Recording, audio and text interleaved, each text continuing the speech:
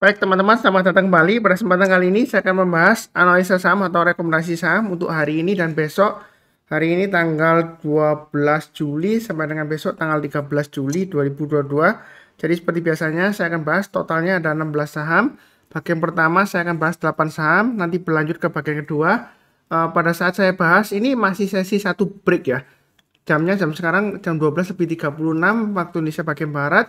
Jadi tujuannya saya buat pada waktu sesi satu break ya. Untuk saham-saham yang sudah naik, yang sudah mulai bagus rebound ya. Jadi setelah saya buat videonya, saya akan post ke YouTube. Anda punya kesempatan untuk menonton. Dan sebelum marketnya tutup, Anda ada keputusan untuk buy atau tidaknya ya. Atau kalau misalnya Anda sudah punya sahamnya, kalau misalnya belum pasang trailing stopnya atau stop lossnya, Anda bisa pasang sekarang ya, seperti itu ya, sebelum marketnya close. Jadi nggak terlambat kalau misalnya nanti khawatirnya dia drop lagi atau seperti apa ya, karena sudah saya bahas di videonya. Jadi saya mulai dahulu. Untuk yang pertama adalah untuk saham Adaro. Jadi untuk saham Adaro ini sebenarnya sudah saya sharekan di grup kecil saya ya. Saya sudah buy Adaro. Jadi yang ikut grup kecil saya harusnya sudah ikutan buy ya. Saya share-nya untuk Adaro itu sebelumnya ya, saya lihatkan dulu ya. Jadi saya buy-nya yang terakhir ya, yang waktu saya buyback Adaro itu 8 Juli ya. Saya belinya waktu itu harganya 2870 ya dannya ya. Pagi-pagi saya sudah sharekan juga di grup kecil saya. Kemudian hari ini saya naik lagi saya tambah lagi maksud saya ya. Karena naik lagi saya tambah lagi, harganya masih tetap sama ya. Saya tambahnya di 28, sebentar ya. Hari ini saya tambahnya untuk Adaro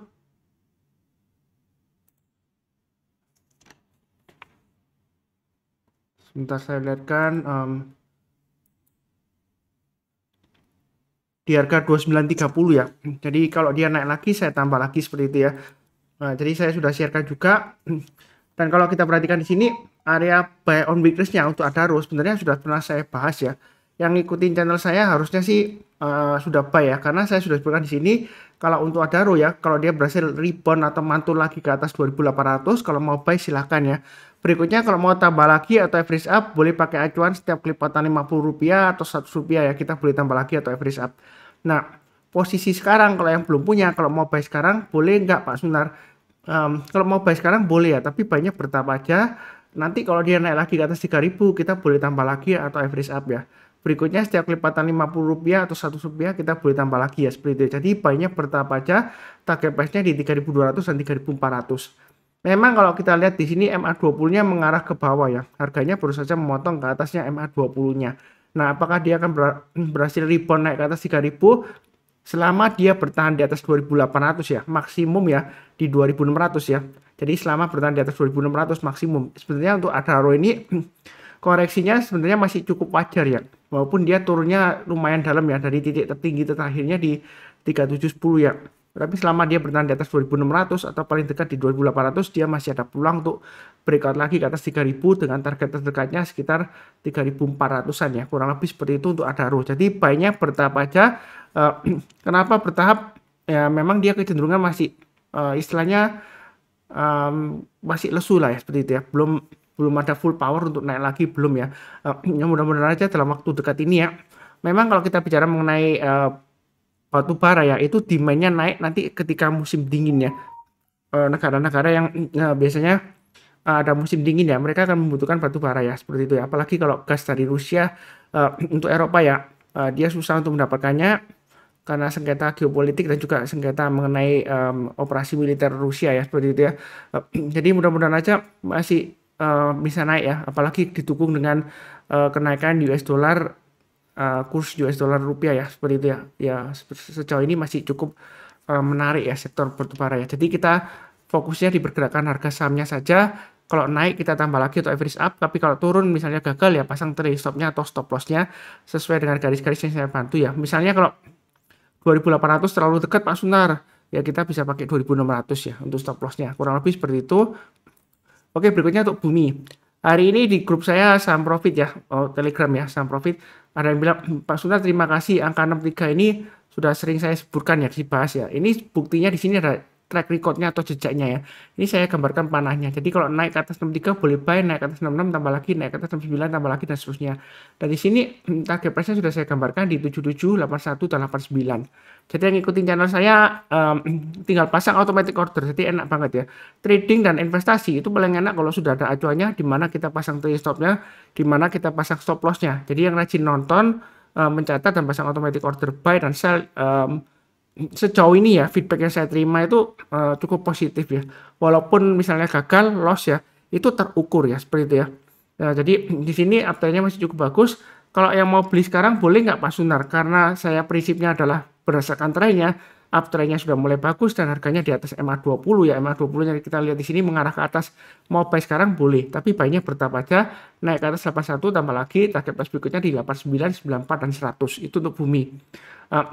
Kalau misalnya takut Pak Sunar mau buy sekarang ya tunggu aja lagi buy on weakness di area 63 atau area buy on weakness terdekatnya itu di 69 ya di sini ya.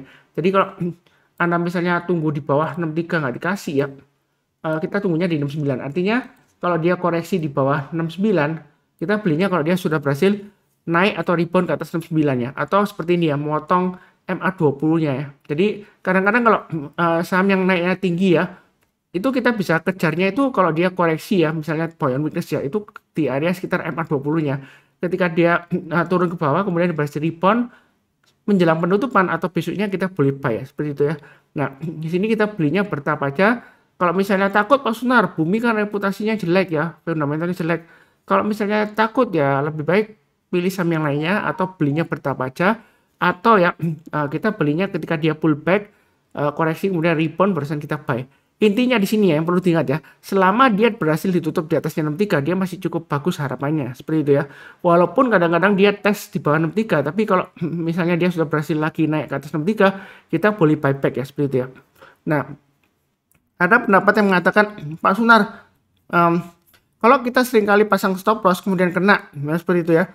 Nah, kenapa harus buyback kalau dia berhasil rebound lagi? Ya, kita lihat trennya, kalau trennya sudah berbalik arah, ya kan, mungkin sebelumnya trennya downtrend atau sideways ya, kemudian dia koreksi, nah kalau dia berhasil lanjut lagi naik ke atas, trennya sudah mulai naik, uptrendnya masih cukup bagus, kenapa kita nggak buy lagi ya, seperti itu ya. Kalau kita bicara mengenai kunci sukses di saham ada 3 ya, sabar, fokus, dan disiplin. Kalau kita bicara mengenai disiplin, nah itu memang disiplin pasang stop loss-nya atau cut loss-nya. Kalau dia gagal kita jual dulu.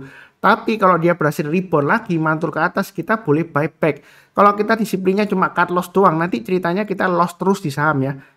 Karena kalau trennya berbalik arah lagi ke atas, kita nggak berani buy back atau kejar lagi ya. Kurang lebih seperti itu. Untuk bumi cukup. Berikutnya untuk NATO. Memang transaksinya untuk NATO ini kalau kita perhatikan hampir tiap hari rame ya. Begitu ya. Ada yang bilang ke saya, Pak Sunar, NATO itu kan sama seperti kayak care gitu kan. Dia saham-saham yang repo-repo gitu ya. Kalau kita perhatikan di sini, ini trennya masih cenderung downtrend ya. Ini sudah saya gambarkan. Memang transaksinya ramai. Nah, di sini ada resisten terdekatnya yang dia harus uji 585. Saran saya, kalau masih di bawahnya 695, sebenarnya untuk NATO ini masih resiko ya. Nah, kita perhatikan memang ada support yang psikologis di sini ya, 565. Apakah boleh buy sekarang? Kalau mau buy sekarang sih boleh saja, tapi saran saya jangan terlalu banyak ya. Kita belinya kalau dia naik ke atas 585 aja lebih bagus ya, atau naik ke atas 620 lebih aman ya seperti itu ya. Karena kalau selama dia gagal bertahan di atasnya 620, masih di bawahnya 620, dia masih kecenderungan testing area supportnya 565. Nah, 565 ini memang sebelumnya sudah tes berulang kali ya, akhirnya kita berhasil ya. Tapi ini belum benar-benar aman ya, jadi kita tunggu aja. Belinya bertahap ke atas ya, bukan ke bawah. Kalau dia naik kita tambah lagi atau average up, tapi kalau turun jangan di average down ya. Ini trend downtrendnya masih cukup kuat ya. Nah, seperti itu ya. Sebelumnya sudah saya ingatkan di sini ya. Kalau gagal ke atas 665 ya, jangan lupa pasang stop loss-nya ya, seperti itu ya. Ternyata kan memang benar kalau dia gagal dia turunnya bisa dalam, karena kenapa? Ini downtrendnya masih cukup kuat ya. Nah, seperti itu ya. Jadi kita jangan terlalu agresif, walaupun ini kecenderungan masih sideways jangka pendeknya ya. Kurang lebih seperti itu. Berikutnya BEBS kemarin sudah saya bahas ya untuk BEBS ya. Jadi ini target price-nya masih bisa ke 5.000, 5.400 dan 5.800. Jadi masih cukup bagus. Kalau mau buy boleh saja buy sekarang. pasang aja trailing stopnya atau stop lossnya di 4.400, maksimum di 4.000. Artinya selama dia ditutup di atasnya 4.000 ya, bertahan di atas 4.000, dia masih cukup bagus peluangnya ya. Seperti itu ya. Itu untuk BBS ya. Tapi saya di sini fokusnya ke pergerakan harganya ya. Saya nggak lihat apakah ada aksi korporasi seperti right issue, penerbitan obligasi, akuisisi dan lain-lain. Saya nggak tahu ya. Jadi saya fokus ke pergerakan harganya. Memang volumenya menurun di sini ya. Tapi kalau selama dia bertahan di atas 4.000 masih ada harapan. Kurang lebih seperti itu untuk BBS. Berikutnya Boga. Boga hari ini naik lagi Pak Sunar. Apakah sudah saatnya buy? Kalau kita perhatikan ini area buy saya gambarkan di 1350 ya. Jadi tetap aja masih resiko, ini downtrendnya masih cukup kuat. MA20-nya mengarah ke bawah. Walaupun harganya sudah breakout naik ke atas MA20-nya ya. Seperti itu ya. Tapi kalau kita perhatikan ini sudah saya bahas juga ya untuk Boga ya. Nah ini dia naik kemudian gagal. Ini naik gagal ya. Ini naik ke atas gagal. Ini naik apakah berarti pasti gagal Pak Sunat? Sebenarnya belum tentu gagal ya seperti itu ya. Walaupun sebelumnya dia 1, 2, 3, 4 ya. Dia motong ke atas MA20-nya gagal ya. Masalahnya di sini bukan memotong enggaknya. Ini MA20-nya arahnya masih ke bawah ya. Jadi kita belinya jangan terlalu agresif ya. Kalaupun kita mau buy, saran saya sih masih tetap sama ya. Tunggu kalau dia berhasil naik ke atas 1350. Kenapa belinya di atas Pak Sunar? Nanti nyangkut Pak Sunar. Sebenarnya enggak juga ya. Karena kalau kita bicara mengenai trennya ini masih cenderung resiko turun ke bawah. Kenapa saya pilih tunggu naik ke atas 1350? Karena kalau kita perhatikan di sini ini support psikologisnya ya. Kalau dia masih dibayar 1350, resikonya masih cukup besar.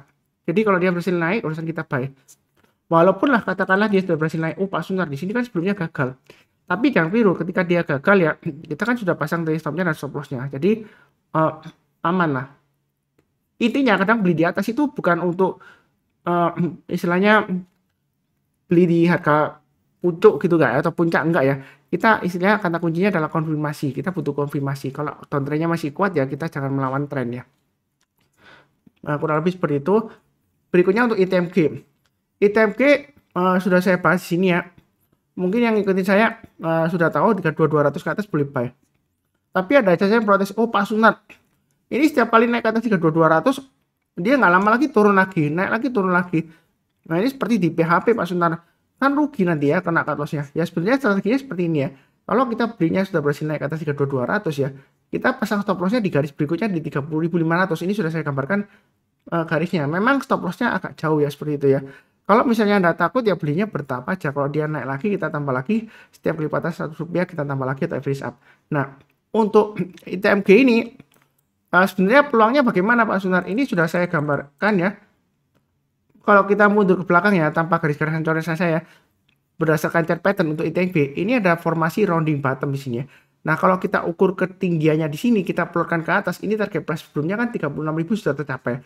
Jadi bahwasannya sekarang itu trading range-nya ya untuk ITMG itu lumayan tinggi ya, antara supportnya 30.000 sampai dengan resistennya sekitar 36.000. Jadi jangan kaget kalau naik terus dia turun lagi. Memang ciri khasnya seperti itu ya, naik 1, 2 atau paling lama 3 ya, 3 candle ya, terus dia koreksi lagi, bahkan ini lower low seperti itu ya. Nah kalau kondisi sekarang apakah sudah buy? Buy-nya bertahap aja, ikutin garis yang sudah saya berikan di sini ya, naik ke atas 32.200 boleh buyback. Atau kalau dia mau tambah lagi, kalau mau buy hasil higher naik ke atas 3380 kita boleh buy. Atau ikutin high-nya hari ini. High-nya hari ini kan di 33650. Jadi naik ke atas 3360 boleh buy. Buy-nya bertahap aja, setiap kelipatan 100 rupiah kita tambah lagi atau average up ya. Kurang lebih seperti itu. Berikutnya untuk ADMR. ADMR ini terus terang aja trennya sudah turun ya. Downtrendnya sudah kuat. Sudah saya sebutkan sebelumnya ya, kalau ngikutin saya lama ya. Selama dia berada di bawahnya 2200 sebelumnya, untuk ADMR ini kalau misalnya Anda sudah punya waktu harga IPO atau beli di bawah, itu resiko ya kalau masih hold ya. Kalau sudah di bawahnya 2200, sudah sering saya bahas juga. Kalaupun dia rebound, kita lihat di sini paling lambat kalau mau buy itu tunggu naik ke atas 1900. Memang di sini ada high-nya di 1915 ya, gagal ya seperti itu ya. Nah, apakah berarti dia bakalan gagal lagi Pak Sunar? Belum tentu ya. Jadi kalau naik ke atas 1900 boleh buy. Ini panahnya sudah saya bawa, sudah saya gambarkan di sini ya. Mau buy sekarang sebenarnya masih resiko. Kenapa? MA20-nya masih mengarah ke atas, ke bawah ya. Seperti itu. Downtrendnya masih kuat. Dan kalau kita mundur ke belakang ya, ketika dia rally ke atas ya, ini level yang 2200 ini dia kalau sudah berhasil breakout ya, dia nggak dikunjungin sama sekali, ini sudah lama banget ya. Jadi kalau dia turun di bawah 2200 lebih baik jual dulu semuanya. Seperti itu ya. Ini sudah saya bahas sering banget, hanya mengulang aja, kurang lebih sih cukup ya untuk ADMR. Kemudian satu lagi untuk Antam. Antam kalau kita perhatikan ini memang downtrendnya masih kuat ya, walaupun hari ini rebound ya seperti itu ya. Nah, kira-kira yang sudah punya bagaimana Pak Sunar? Kalau sudah punya, kalau belum pasang stop loss ya, turun di bawah 1.700, saran saya sih jual dulu semuanya. Sebenarnya untuk Antam ini sudah saya kasih peringatannya. Kalau dia turun di bawah 2020, lebih baik jual dulu semuanya ya, seperti itu ya. Jadi harusnya yang rajin nonton, nyimak, harusnya sih sudah aman ya. Kalau kita perhatikan ini juga trennya juga mulai turun ya. Ini sudah lama ya, dari 2490 ya. Jadi 2490 saya sudah peringatkan ya, turun bayar 2490 untuk Antam lebih baik sih hindari dulu ya ketika dia masih di atas ya. Seperti itu ya. Jadi harusnya selamat di atas ya, bukan di 2020. 2020 itu maksimum ya. Ini saya garis tebalin ya. Seperti itu ya. Nah, apakah ada hubungannya dengan kasusnya yang kalah digugat di pengadilan ya? Kalau saya sih fokusnya di pergerakan harganya ya, seperti itu ya. Entah dia ada kasus apa, yang penting kalau kena trade stop atau stop loss kita jual dulu. Kemudian kalau dia berhasil rebound atau bounce back ke atas ya, trennya lanjut lagi ke uptrend misalnya ya. Ini kan downtrend, kemudian dia beralih arah ke uptrend ya atau sideways. Ya kalau dia masih bagus ya kita boleh buyback ya. Kalau dia masih ada peluang ya. Kalau misalnya jelek ya lebih baik hindari, kita beli saham yang lainnya. Jadi kalau untuk Antam ini mau buy lebih baik tunggu aja naik ke atas 2020 baru kita buy. Mungkin ada yang bilang, oh Pak Sunar, untuk Antam ini sebenarnya saya buy sekarang gitu ya. Ya sebenarnya kalau buy sekarang ya memang masih risiko ya. Kadang-kadang ya kalau sudah naik ke atas ya, Anda bisa aja menyombongkan ya, maksudnya, oh, Pak Sunar saya sudah beli di bawah gitu ya. Biasanya sih ya kalau sudah naik ke atas biasanya pamer kemana-mana belinya di bawah gitu ya. Coba kalau dia turun lagi biasanya diem aja ya seperti itu ya. Ya kurang lebih ciri khasnya seperti itulah. Karena kalau untuk Antam ini ya, kalau kita perhatikan ya, saya gambarkan di garis power resistance-nya. Ini di weekly chart-nya ya. Nah, ini kalau kita perhatikan ini, kalau kita bicara mengenai Antam, memang ada support psikologisnya yang di bawah ini ya, 1680. Jadi sebenarnya untuk yang sudah nyangkut di Antam, sudah terlanjur nyangkut, selama dia bertahan di atas 1680 sebenarnya masih ada harapan ya seperti itu ya. Stop loss maksimumnya di 1680 maksimum ya, saya gambarkan kurang lebih garisnya di sini. Nah, kalau dia turun lagi, ini turunnya bisa dalam ya. Dan dia kalau turunnya dalam, itu recovery-nya lama ya, bertahun-tahun ya. Kalau kita perhatikan di sini ini mulai 2012 ya. Dia turun ya. Ini 2021 barusan dia naik. Seperti itu ya. Maaf ini 2020 ya terakhir ya. Akhir Desember ya seperti itu ya. Jadi di sini kita jangan terlalu memaksakan diri ya. Tetap sabar, fokus, dan disiplin ya. Itu kata kuncinya. Kurang lebih cukup ya. Ini untuk bagian pertama, nanti berlanjut ke bagian kedua, 8 saham yang lainnya. Yang barusan kenal channel Saham Profit, jangan lupa subscribe, like, kemudian nyalakan lonceng notifikasinya. Seperti biasanya, saya doakan selalu semuanya selalu sehat, damai, dan sejahtera selalu. Amin ya. Terima kasih banyak. Satu hal lagi, kalau misalnya saya ngomongnya kecepatan, mungkin playback video speednya diperlambat ke 0,75 kali ya. Jadi seperti itu ya. Karena terus terang aja saya kejar waktu juga. Kebiasaan saya juga ngomongnya cepat juga ya seperti itu ya. Jadi mudah-mudahan sukses. Tetap semangat, itu yang paling penting. Sekian, terima kasih banyak.